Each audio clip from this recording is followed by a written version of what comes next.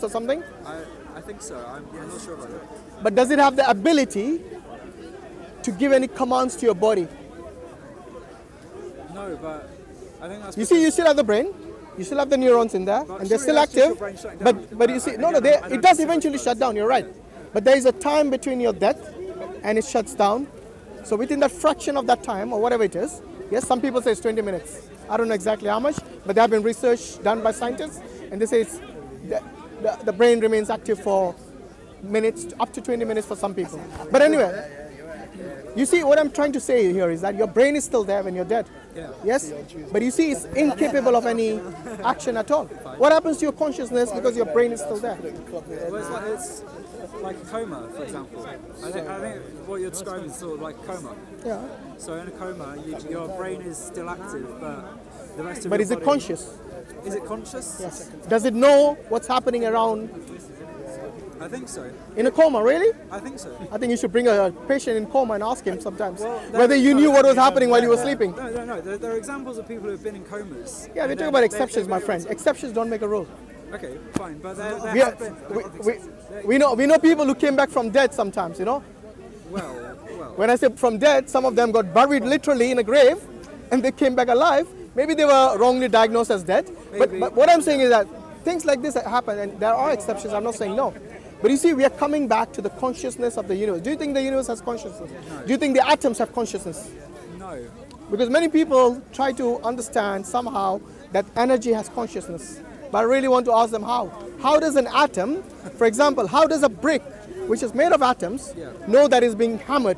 Do you think it will move away from the place because it knows it's going to get damaged? I don't think so. No, it won't. Because it doesn't have the consciousness like a sentient being. The point here is that this origin of the universe is not by chance. It's not an accident. Because we see a purpose of everything in the world, everything in the universe. And all this is not by chance.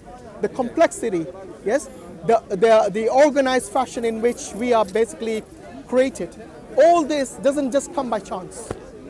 Okay, let me tell you my theory. Yeah, go on. So my alternative to that is that we exist in a massive universe. Yeah. And then there's so many planets, so many stars, and all that sort of thing. It's massive.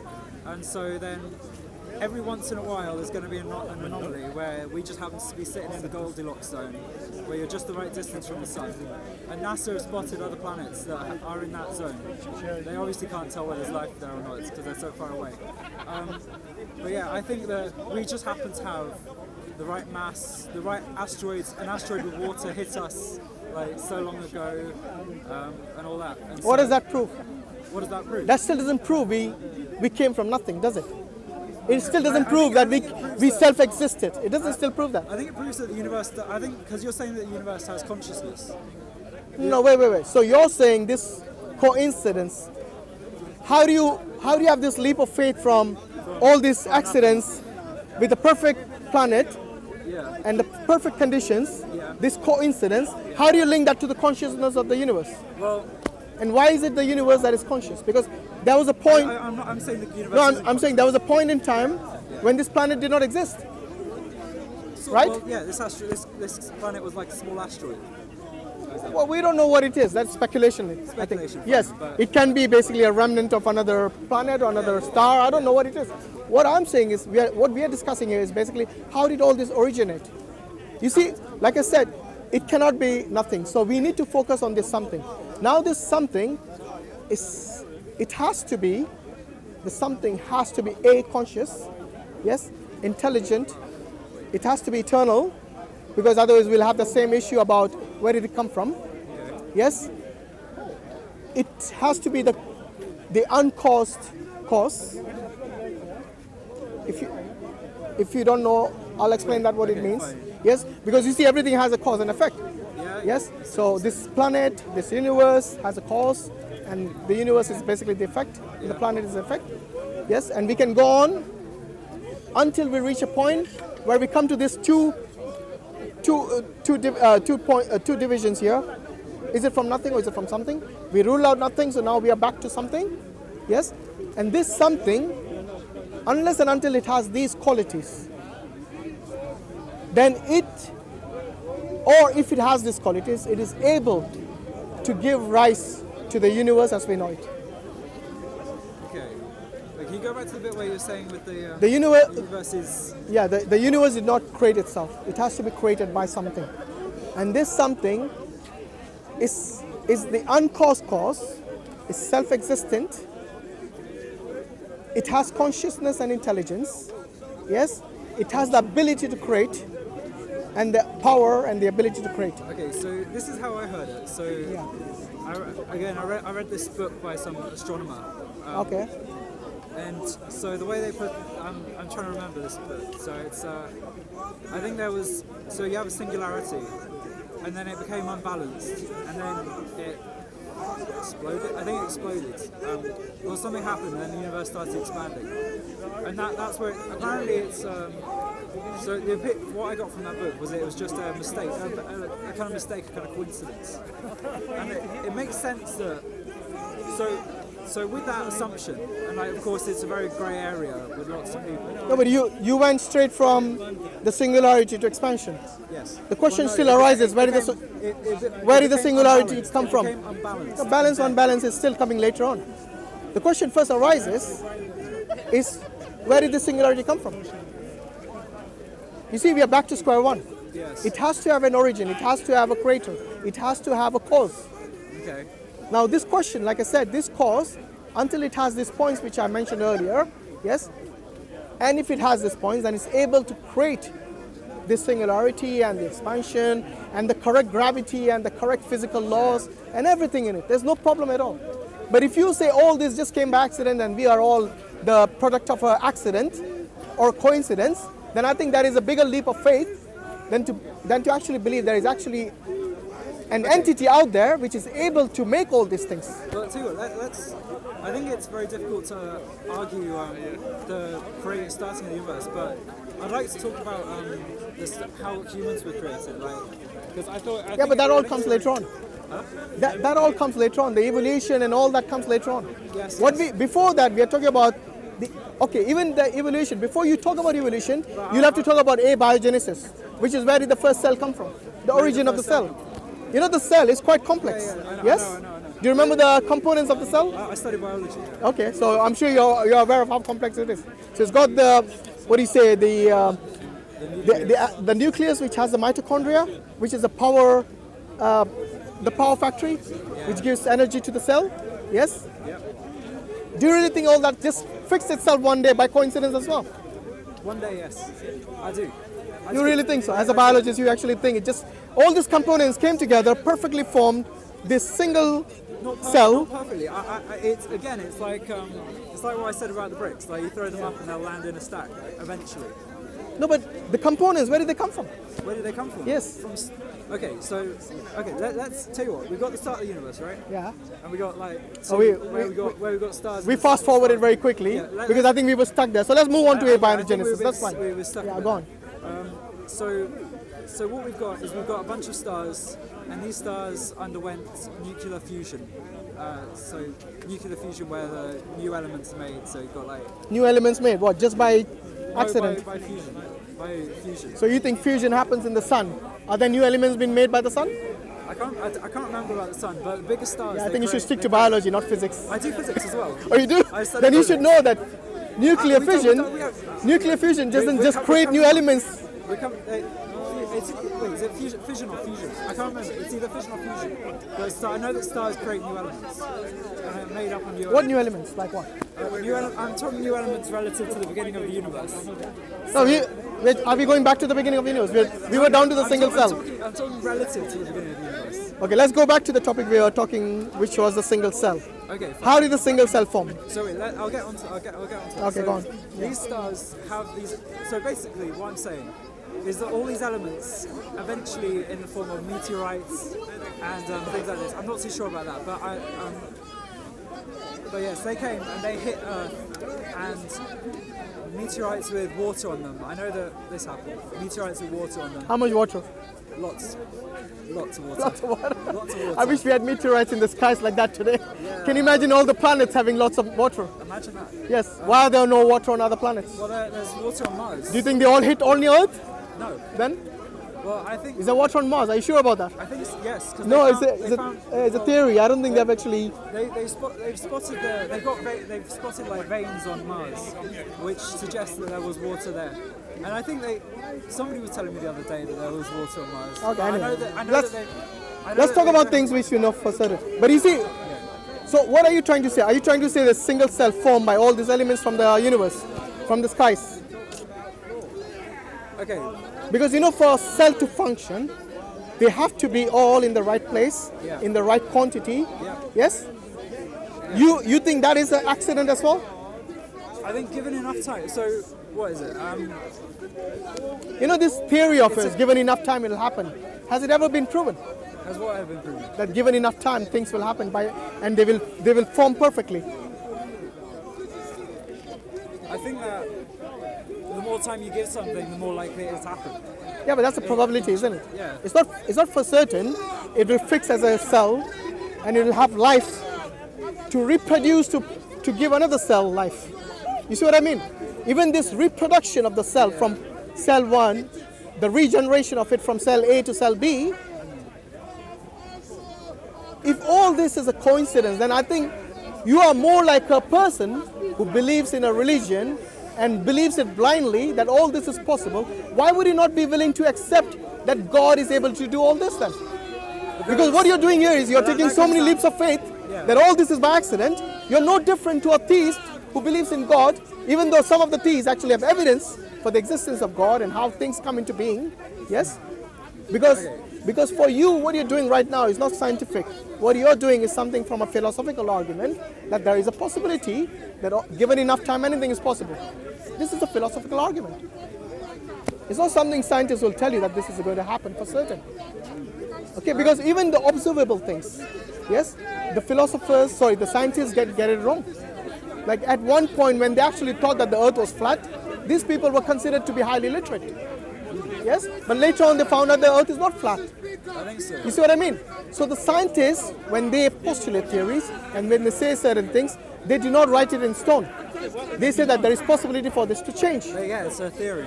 Yes, it's a theory, but but there are certain things which is the observable universe, established science, which we know, which we cannot doubt. Yes, like the shape of the earth. Today we know for a fact. Yes, but you'll be surprised how many flat earthers out there, and they would give you scientific reasons to prove that the earth is flat. But anyway, let's not go there. Let's not digress. What we are doing here right now is trying to find out the origin of something as massive as the universe and something as simple as a single cell. Yes? Yeah. These things coming by magic, by coincidence, by accident, is not scientific from what I know. Okay? Because if that was the case, then the scientists wouldn't spend years in their researching of how it originated. If it was as simple as, it just assembled itself like a Lego blocks. By the way, even Lego blocks don't assemble themselves. Somebody has to assemble them. Yes? And these are built components, just have to fix them together in a certain order.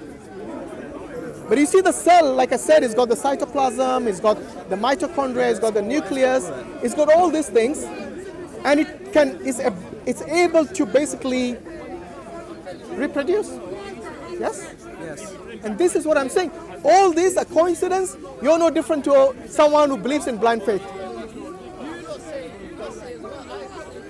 But okay, do you agree with my? Do you agree with the way? Okay, actually, I was going to ask. Do you agree with the way I described the way the planet Earth was created with all the elements? Some of the elements on the Earth, it did come from the skies. Yes, yes. And you'll be surprised. You know, in the Quran, there's actually Surah Al-Hadid, how basically it's called the iron. How iron basically came from the skies. There's actually an ayah in the Quran which tells you that it came from the skies before the scientists figured this out. These elements, some of the elements on this planet, they came from the heavens. We don't know exactly where. It might be meteorites, might be basically some other supernovas giving rise to all this. We don't know exactly, but Allah says in the Quran that this is how it came, and we believe so, not because science told us, but because God is able to know how He created things, and He's able to tell us how they came into existence. But you see, scientists, they can observe these things, They can either postulate theories or they can speculate certain things, and they can actually observe certain observable established science. We have different forms of science. But one thing is certain, science is not something that is set in stone. It is prone to change its theories, it's prone to change its stance, and the same is not something you can tell about the actual creator, God. Because God says something that is going to be 100%. Yes? It's not going to change in the future. Okay, Allah says in the Quran, the iron came from the skies, and in some other verse, they'll say, no, it actually came from the ground. Yes? You see, Allah doesn't contradict himself. So this is something that you need to understand. You see, we cannot just create ourselves. The universe cannot create itself. It was created by an entity, and that entity we believe is God. You can call him supernatural power. If you don't like the word God, you can call him something that you are unable to explain, but you see, all these coincidences are not coincidences. There is a purpose behind it.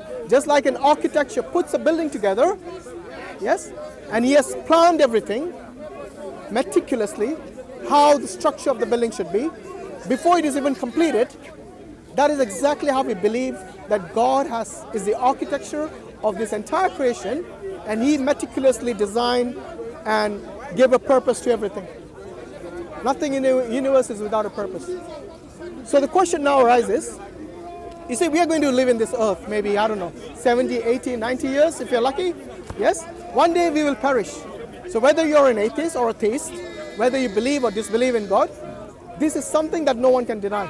That death will come to every living soul. Okay. Yes? Yeah. We cannot deny this. This is a fact. Right. Right? So, I don't know, have you ever given it a thought as to what will happen to you, your consciousness, yes, after you die? What happened to my consciousness? Yeah. I was pretty satisfied with it. It'll just end. Just the end? That's it? That's just the end, yeah. What is the purpose of you being on this earth? What is the purpose? I think, down to my opinion, like, I mean, of course, believing in evolution, I believe that our overall purpose is to reproduce and pass on our genes. Then there's no different to animals. Why do we work so hard, to keep ourselves? Why can't we just live in the trees like the animals? Because I think that humans have developed, obviously, I think animals can live in comfort as well. Yeah, So, they do, with but an not the animal- comfort that, for example, if it's hot, you can have an air condition. If it's cold, you can have a heating. Okay, Do you but really fine, think fine. they have that option? But you were saying earlier about looking at a small thing and blowing it up to a big thing. So No, I said you're there's, talking about there's symmetries. symmetries, yes. So the same way a dog would prefer to lie on a cushion than lie on the floor, the same way a human would like to have air conditioning than stay in the cold. No. You see, air conditioning and cushion are not made by the dogs. This is a human. Okay, this is a fine, human. fine. This is a human kindness which the dogs are making use of, and which other human beings are making use of. But ultimately, the credit doesn't go to the dogs, does it? It goes to the human beings. But if the dog was in the wild, it wouldn't have these luxuries, would it? I think that they're okay. The dogs and the monkeys, even, yes, or even the chimpanzees, or even some of the African grey parrots, which are called the Einstein of the birds, or the dolphins, which are really intelligent. These animals did not create a civilization like the way the humans did. So we definitely are on a par which is different to the animals. But again, I think this is through evolution. I don't think it's evolution. I think it is. The reason I think But why did only we evolve to this state? Why not any other? From the millions of species out there. Time. I think it's No, but those. time and resources. Hold on. Some of those animals have been on this earth before us. Yes. Yes. Yes. They had more time. For example, the jellyfish or the spiders. The jellyfish, but they've made an existence which is perfectly fine for them. They don't need. Yeah. They're very well adapted for their purpose. And They don't even have a brain like us. I know, But they have existed for millennia, and they did not evolve into anything bigger or smaller. I don't think they need it because They don't need it. I don't think so. Why? Because of course, what I stated earlier was that to be successful as a species is to pass on your genes. I don't think that is the only purpose for us human beings. I don't Are you saying those people who do not get married and do not pass on their genes are not human enough? Because you see, they use their choice not to get married or not to have children, for example. Would you call them any less human than you and me? No. Exactly. So if our purpose was only to pass on genes and to procreate, then I think that is a very lowly standards we have set for ourselves. Okay, fine. But okay, call it an instinct then, rather than a overall purpose. What do you mean instinct? An instinct, like an instinct as in it's just a kind of process, a chemical process you have. No, I know what instinct is. Yeah. But what about instinct? What do you mean? Why did you mention instinct? When I asked you what is your purpose in life? I'm talking about passing on genes and procreating. No. Obviously, there's a reason to pass on the genes. Yes. So your progeny, So it's your lineage will not come to an end. Otherwise, you see, if you're not going to have children, then and someone in your family does, then your lineage comes to an end, and theirs doesn't. Theirs carries on. But it's not your lineage; it's their lineage now. You see what I mean? So I think we have to progress beyond that, because this is something that you haven't chosen. You haven't chosen to have a reproduction system. It wasn't your intellect or your instinct or whatever it is. This is something that God has already given you the ability to procreate. You see? This is something which both animals and humans share together. They need food, we need food. They need to procreate, we need to procreate. They need to exist, we need to exist. I think those systems, they're there. But you see, this is not the purpose of life, my friend. We ought to have a higher purpose, because our standards are not as low as how the animals have set their standards too. Because even their standards, they haven't set it. It is because of the way they are, they haven't got the ability and the intellect that we have to have a civilization like the way we have. Yeah. Yes, we definitely are set apart from them. We are not the same as animals. Otherwise, people, I've seen many people give examples of, why can't we be like, why can't we be X, Y, and Z? Because the animals do it. We don't do that. The animals have their own life. Yes? You heard of the praying mantis? Yeah, I know. What does it do? You're a biologist, you should know that. So yeah, What does it do? kills its prey. Exactly. It kills its mate. Yeah, it kills its mate. Yes? So the very husband, or whatever it is, his partner, yes, after having sex with that praying mantis, it chops his head off. Yes. Was that part of the procreation?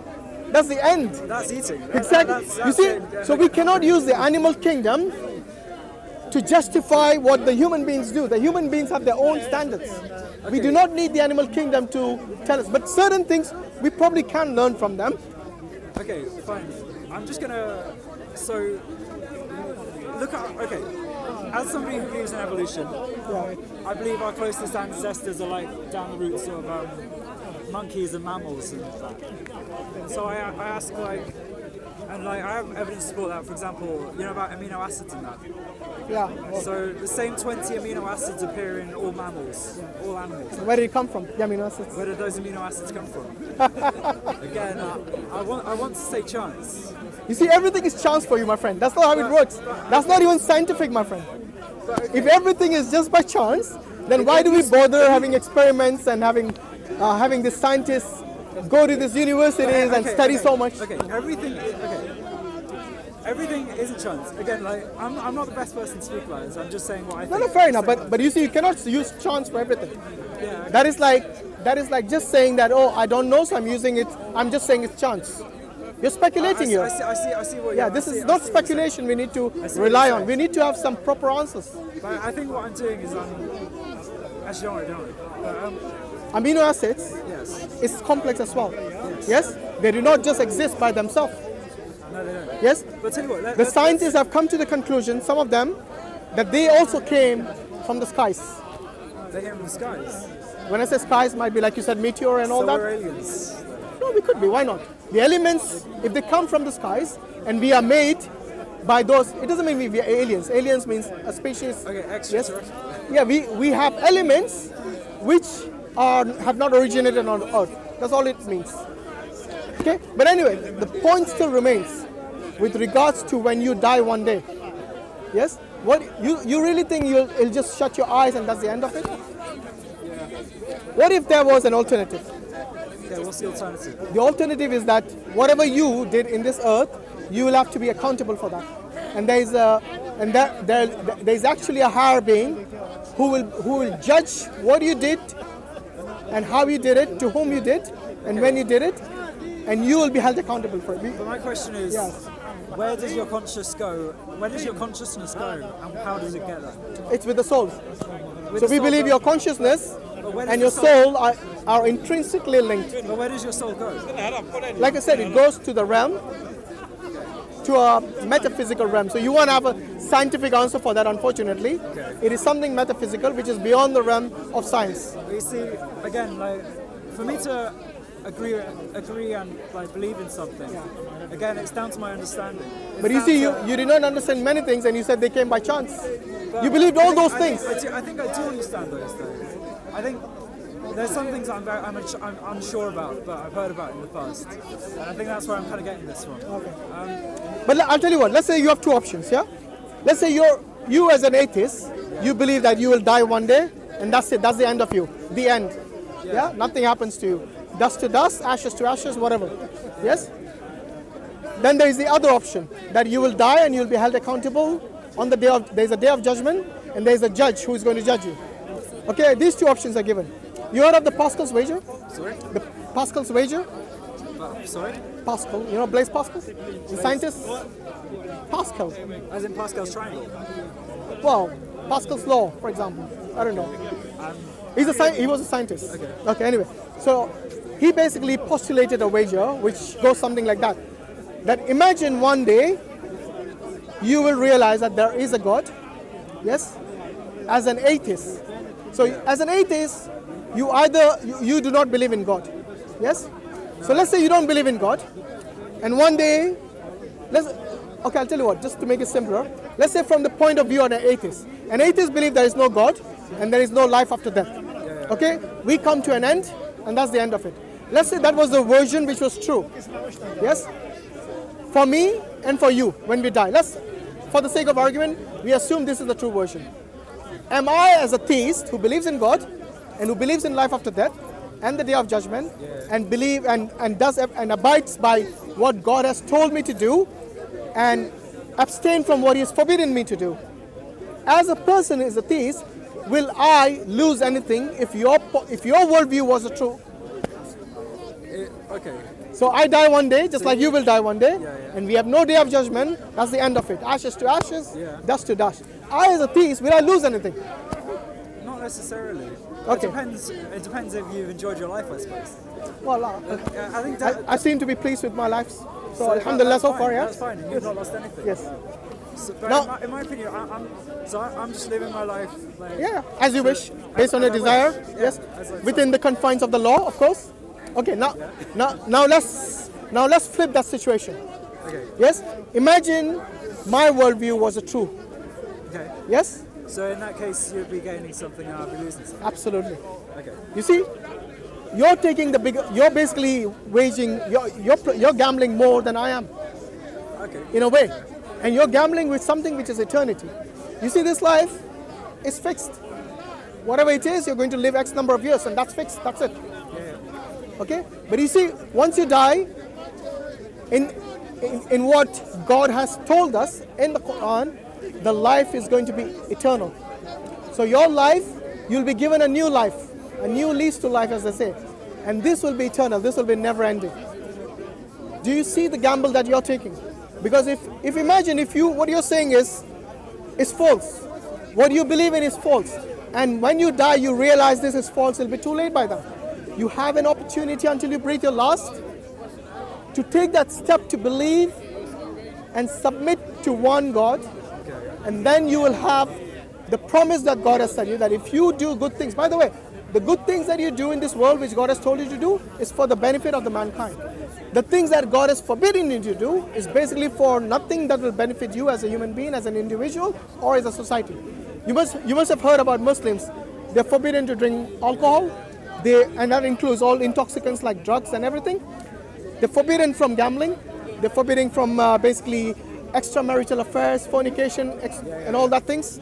You see, all those things, forbidding these things are not bad. These things are good for you as an individual and as a society. You want a society which is morally upright and not where people go and sleep with everyone, yes, and just basically do what they want, inject them with whatever drugs, consume whatever alcohol they want. These standards have been set by someone who created you because he knows what is good for you and me. You see the gamble you're taking, because once you die, then you do little desires that you give away in your life. Yes, because these are desires. This alcohol is not benefiting you, is it?